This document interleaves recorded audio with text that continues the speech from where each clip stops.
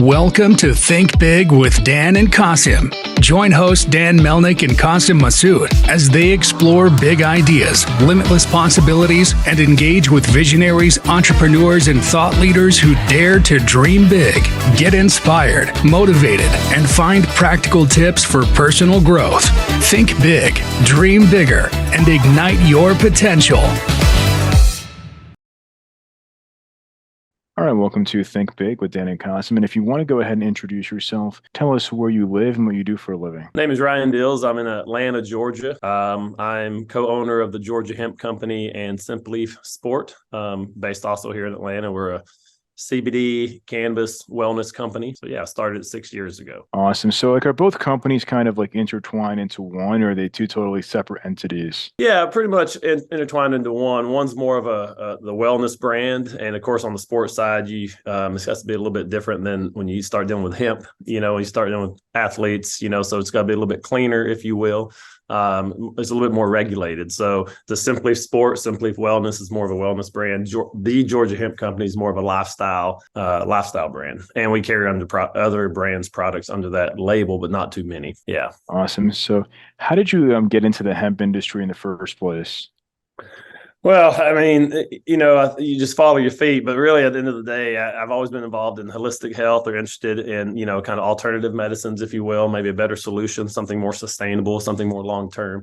I'm not against big pharma or, I hate to say pain pills, or those are over-the-counter medicine, but those are they're more of a short-term solution and not meant for long-term use. And so, cannabis, mushrooms, you start getting into, Eastern medicine, just a lot of plant health, if you will. And it just can be more preventative and can kind of help people deal with these situations. They deal with the health imbalances more sustainably and not cause other issues based on the medication you're taking. So I've always been interested in that and fitness and health. And having lived out west a long time, Southern California, Oregon, that's more than the culture out there than it is in the South, or it was at the time, and it still is. But it's more about, so it's always been a kind of a pet project of mine to help raise awareness and be focused on education in these things and just raise awareness so people can kind of make their own decisions and not just do what somebody tells them. And that's kind of hate to say the American way, but kind of like, well, somebody said this and my doctor said this, so I do it, and that's fine. But why are we doing it? And is that the better solution? Or are we just band-aiding, or are we actually getting to the source of the issue? And that's always been big for me personally and in my immediate circle. So I wanted to kind of be a part of a company that kind of leads with that intent and hopefully help others, kind of take more control of their health instead of just being reactive to it. So awesome. So I guess for both of your brands, how have you raised awareness and educated people about what you're selling? Yeah, good question. And it started at 6 years ago, our current company. And as you can imagine, we're still limited somewhat, but especially more so back then with traditional advertising. You couldn't just run regular radio ads or TV ads or traditional marketing in general, whether it's even social media.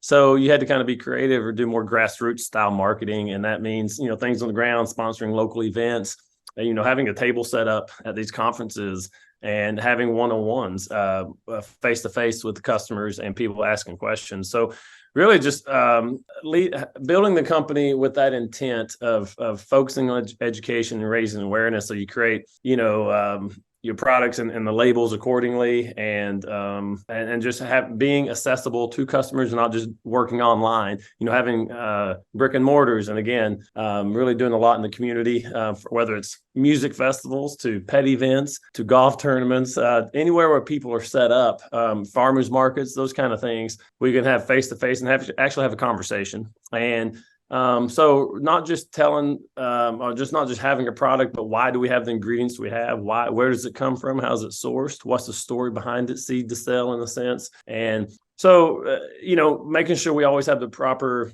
I hate to say documentation, pamphlets and those kind of things that kind of go into detail on how these products work, making sure the employees are well trained and understand what they're representing. I hate to say, I've always said we don't sell CBD, we have it for sale. Those are two different things, right? So we have it if you're looking for it, and what the label says is what you're getting, but we're not pushing it. We're not a used car sales lot, So we just have, this is another thing people can put into their health tool belt, if you will, to use that cliche, and again, raise awareness and educate. And people still want to choose a certain path, that's fine, but a lot of people just don't know. And so we just want to change that narrative, change the stigma, obviously, around marijuana in general, even CBD, all that falls into the same umbrella. Because of the 80s and say no to drugs and drugs are bad. And again, that drug word is a little misleading. And again, anything you abuse can be bad for you. A hammer, can build a house or can, crush a skull. I hate to use that, but, so it's all about education, awareness, moderation, understanding the power of these plants, the potential of these plants, and trying to educate people so they can maybe have a higher well-being while they are existing on this planet. So, yeah. For sure. Well, I mean, I guess for you, right? So do you guys have like a physical store location and then you also sell online, or like what does the breakdown look like in terms of percentage, like e-commerce versus, brick and mortar Sure. in terms of the business? Yeah, currently right now we have 4 brick and mortars that we sell products out of. We got 2 more in process. I just want to say, and this isn't like a brag type thing, but also in this industry, especially in the last starting 6 years ago, the biggest hindrances are on the financial side. You can't do traditional banking, and we didn't come from money or have family members we could reach out to, so we had to kind of grow it inch by inch, and just as money came in, we put it back in the company. That kept us growing slow, but that also kept it. Now we're have a clean balance sheet. And so when we open a store, it costs quite a bit of money to build that out. But we've done that all ourselves. We have no debt. We have no investors. So I'm pretty proud of that. But it took some time. So we've got 2 more stores in motion. And we do online. We have a couple websites, and we do a lot of, like I said, we do a lot of events. And we have wholesale. Somewhat, it's not small, but I would say the wholesale is kind of grown organically. We expect it to do pretty well this year, but I would say online's probably 15%, brick and mortar is probably 70%, and then the events and wholesale would make up the last 15. For sure. So I guess like for 2024, what is your vision? Like, are you looking to ramp up e-commerce? You're focusing more like on wholesale. Like, what are you guys really focused on for this year? Yeah, great question. Things have loosened up a little bit over the last 5 years, with the 2018 Farm Bill and just understanding of this industry as it's grown, not just being out west, but it's come across the country. So this focus this year would be open up. We got 2 more. We got 2 in motion right now, brick and mortars, but I'd say 2 more than that. So we'd have it around the 8 range. Online's doing well, but continue to strengthen that. We have a focus this year on building wholesale. We haven't really pushed that. It's kind of happened organically, but it should be in the 20% range of our total sales, and we have an actual a salesperson that's what they focus on, and they got a history, they got a lot of experience in that, opening bigger accounts. Last year we signed an exclusive deal with the Atlanta Braves, first companies that CBD company at our level to do that with a professional organization due to the NSF getting involved. So my point in saying that we this year is more of a focus on kind of brand partnerships in the sports side. So the Atlanta Braves, we've got a professional lacrosse team in Atlanta that we're exclusive with now that started this month. We have the hockey team. We have some individual athletes, a CrossFit gal that's 20th in the world.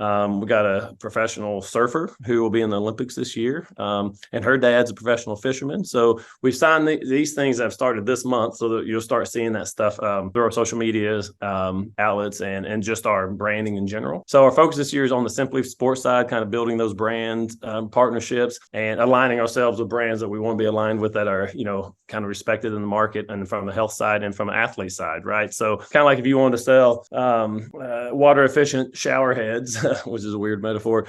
You really wouldn't want to go home, house to house. You'd want to talk to the plumbers, because that's who people trust, right? They have a relationship with their contractor, if you will. So, a lot of these athletes and these teams have a big following that people respect them. So if they do their due diligence and they align themselves with our brand, then the customer and their fans trust that brand as well. And so, we're building that side of it. We come from, a sports background. We grew up, loving sports and loving athletes and loving going to live events. And we do well in that regard as far as setting up and doing those events too, and having a table and talking to the fans at these things. So that's our big focus this year, Simply Sport, and building the the athlete side of it and aligning ourselves with brands. And then on, just what we've been doing, open a couple more stores and just kind of fine tune our infrastructure. We just got opened a warehouse. We'll start, we started distributing some drinks, non-alcoholic seltzer type CBD / THC drinks, depending on the situation. And as people look for a non-alcohol option at these live events, a non-sugar option too. So dry January is a good time for that to start. So we've become a little bit of a distributor in the Georgia area. So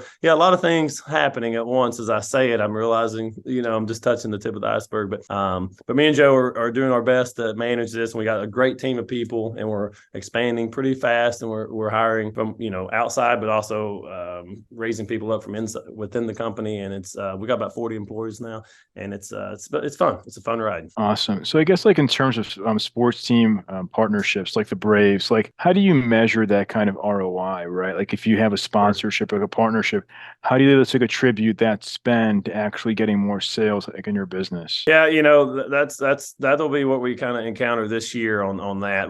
Last year we wanted to start beginning of the year. The Braves have been easy to work with. I will say that, been an amazing partner and been a big supportive, been really supportive of us. MLB's been a little bit more difficult, but they got to be, right. We didn't really start that partnership till about September, and then in the playoffs they were out in the first round. So this year will be when we fully stretch our legs, and the stadium will have some billboard type things at the stadium, and people will start asking questions, and it'll start because the Braves is probably maybe the most exciting and team at the moment, but probably the third or fourth biggest brand behind the Dodgers, Yankees, Cubs, right? So, and Braves country is so big. So this year we will really see how that starts translating to from a tangible standpoint with respect to your question.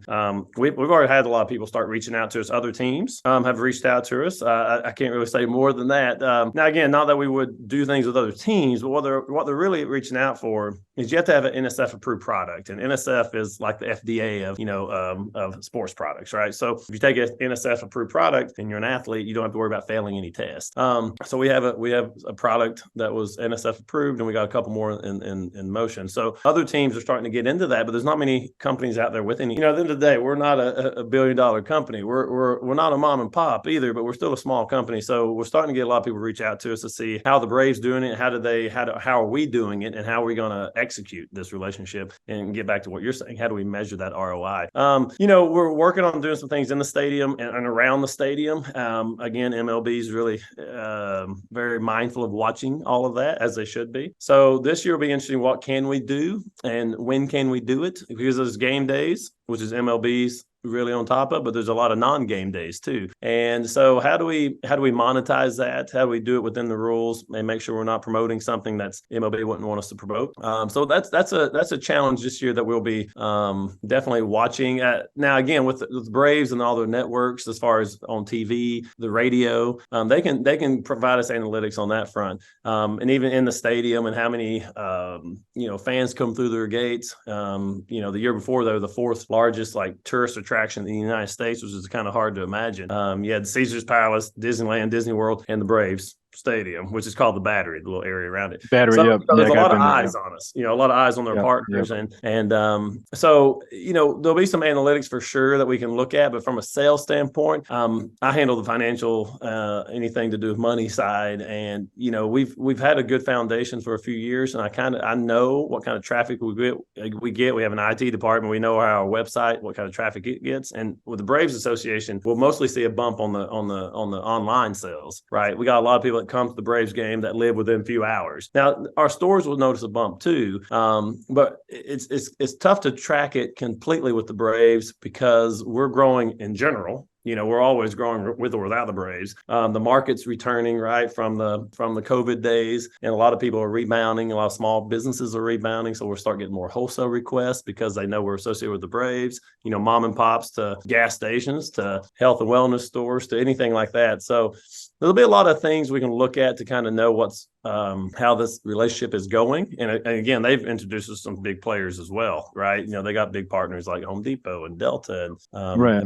a big connection with the Veterans Association. So, it'll be a little bit more macro right now, but there'll definitely be a lot of micro elements we can look at and make sure this is worth it from both sides, because it's not a free partnership. I'll say that. But I have no doubt that within by the end of the summer, and we get the All-Star game this year. Oh yeah, that's true. Yeah, I forgot about that. Nice, yeah. right?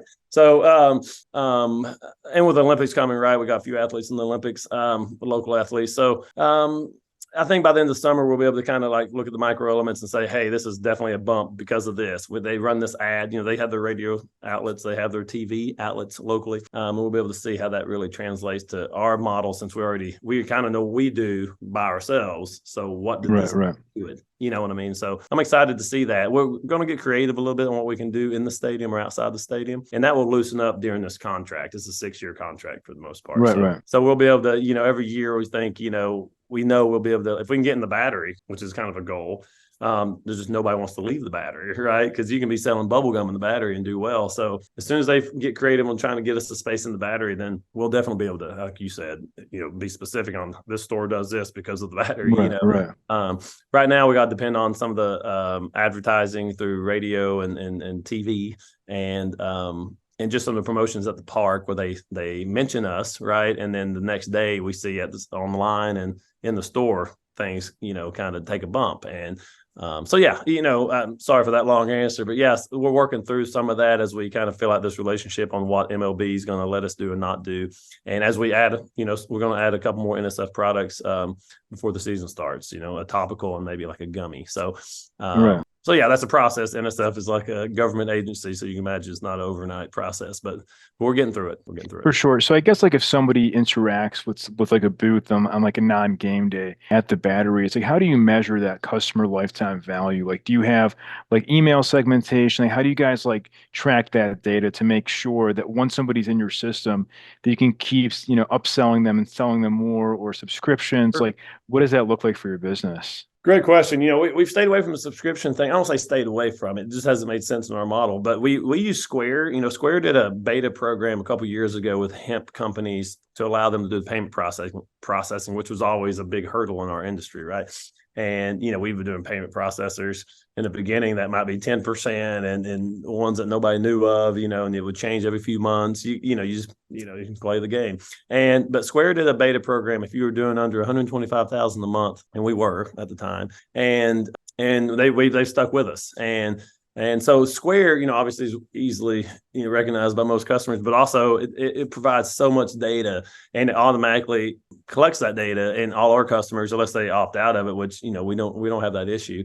And so we can track that. We can do specials based on prior buying habits, and from the wholesale side and obviously the retail side, and follow trends, and people love that. And we'll do we do discounts, product spotlights, depending on the month and the time of year and whether it's holidays, or it's creating new products or certain bundles, especially around the athlete thing. So yeah, we're able to do a lot of that because of Square and that platform. And Square is great for kind of mid-size to smaller size companies. But as you asked that, I'm thinking as we kind of get to the next level, Square is still great, but we may have to, look at some of these other options to kind of fully utilize, since we're doing brick and mortar, online, wholesale, events, we have all these different revenue streams. It's not just a one, you know what I mean? That's not, they can only go so far when you start getting too expansive with, kind of different things, plus being a distributor. Right. Yeah, those are hurdles or challenges that Square may start presenting as we get to the next level when we're considered more mid-size, if you will. Right now, we haven't had any issues. It's been nice to look at all the different reports, and they can create custom reports based on our particular business because, again, they did like a specific thing for the hemp industry. So Square sets up like all the email flows essentially. Oh yeah, sure. Okay, cool. It makes it easy. Yeah. Well, I was curious, right? Because obviously now people are looking for different ways to use AI in their business. So I'm thinking like, I guess you guys ramp up? Like, have you thought about AI for like customer support as you guys are like, ramping up like all this web traffic in 2024? Yeah, it's funny you brought the AI. My business partner has been big on with that. Was just basic communication, whether it's with customers or we create new positions, and usually I'm the one that would be like responding to certain things. Not that I say it in a different way or more professional or anything like that. I'm more diplomatic, but AI has made things so much easier when you just, whether it's like, say you sent me 3 questions, or not you, but like a newspaper. Now I know how to answer it, but like it's nice to have AI to like clean it up, make it less rambling like I do when I'm talking. But just basic communication to the team. We got 40 customers, we got 40 employees, we got 6 different locations, but 4 different stores, and there's different departments. Even though we're small, we have all these different. We like to do things before they're needed, so we got all these different departments from HR to sales to this operations, marketing, right? So that communication flow from an internal basis, we use a lot of AI, the Chat GPT type, thought. How can it be utilized when it comes to sales and different promotions? The sky's the limit, and we're starting to tap into that or look into that and how that can kind of be tailored to us as more products are available to us or plugins as Right. as it would be with Chat GPT. But I see that being a big thing with all business. I think it's Right. how do I say this without being judgy? I think it's silly for people to not look at that or to try to stay in the old way of doing things, especially when it comes to social media posts. Just sounding more diplomatic, making sure you're covering yourself on all levels, meaning you're not being too short-sighted or pigeonholing yourself. And you can just ask a basic question to Chat GPT, and you're like, wow, that's what a perfect. I wish the president answers stuff like that. Like, I think AI is good for your industry specifically because there's still so many people in this country that don't have enough information, that they have so many questions, and you're kind of still in this like phase of creating like a new category. Because I think most Americans may still have like a negative perception. They don't understand like all the benefits. So they're probably asking lots of questions to better understand your products and how they can help them. Yeah, and being able to articulate it right, and where it's digestible, and that's a good point. I know we're moving away on the customer service side, as you're saying that. We're moving away. We're in the process of this. Being a new year, and we've added some different elements from even not answering phone calls, but we get most of these things are basic questions that can be answered pretty quickly, through email, and like I said, using the AI situation. It will solve a lot of these problems in a quick way than having like 5 people answering phones. It could be one person really kind of overseeing it. Or like an AI chatbot or something. That's right. And tailoring it, like you said, but it kind of tailors itself, right? It depends what options you have. So yeah, I see that being a big thing coming. Well, not just with us, but just in the world. This year, I think we'll start seeing AI stretch its legs on the Apple, from a basic consumer level, and I'm excited about that. And from our business standpoint, yeah, I could definitely clean up a lot of inefficiencies and just basic, communication that's easy to digest no matter who you are, so that's For sure. So what would you say is like the one biggest piece of advice that you wish you knew before you started this company? Well, that's a catch-22, right? Sometimes, ignorance is bliss in the sense that you ask for forgiveness, not permission. And I don't mean that by breaking rules or being illegal. I don't mean like that. I just mean like sometimes not knowing any better put us in a decent position. We didn't know you weren't supposed to go to this meeting at Capitol Hill and shake hands with these different, members of your representatives, or didn't know this business conference didn't include hemp people. And we just went and made conversations and be like, oh, that's interesting, where they wouldn't have let us in the door had they known. But we weren't trying to be deceitful. We just didn't know. We didn't know that there was business and there was hemp business, and there's small business and there's small business in cannabis. We didn't realize there was a difference. And plus, I wasn't really thinking about us being, we're cannabis, but we weren't trying to sell THC. It was just CBD and hemp derived products. And so, what I wish I knew now and some of the stuff I would stress over on the financial side and not having, access to the traditional products other businesses have. And I would have sold, I'm being facetious a little bit, or dramatic, but I would have sold my soul for $100,000 4 years ago, but we didn't have access to that. And we had some contacts or colleagues, if you will, ex-athletes that really wanted to invest in the company, and we would, $100,000 at the time, I would have gave probably 20% of the company, and that would, we would, just because he needed the cash flow, but we never did it. And I don't know, just mentally, it's something would always happen where I'm like, our values changing so fast. I don't feel good about it for them or us, because that whatever percentage I give you will be different in a month because we're growing so fast. So I guess I wish I would have been understanding that it's okay how the patient side of it, being patient. And I wish I'd understood more understood the financial challenges that our industry faced. And I was kind of a little bit oblivious to it, which again, as I said to start, might have been better because I didn't, you learn, I hate to say learn the hard way. You just learn, you figure it out. And we're really good at kind of water, there's going to be dams along the way. You just go around them, you figure it out. So what's the rules? Changing the rules. Okay, cool. Okay, we'll go this way. We'll get up to the boundary, stretch it the best we can, and keep going forward. So I don't know that I would change anything. I know this is a long answer, but I don't know that I would change anything because I think that ignorance part of it, and I mean ignorance in a respectful way, probably kept us as motivated and engaged, or just focused on the micro, the day to day, that we didn't know. If I'd ever zoomed out, I'd been like, man, this is like climbing uphill nonstop, and there's no relief in sight. But I was just focused on 1 inch a day, 1 inch a day, 1 inch a day. And now we're miles down the road. And I'm kind of, our mentality, I think, fit well into the timing of this industry and how we got into it.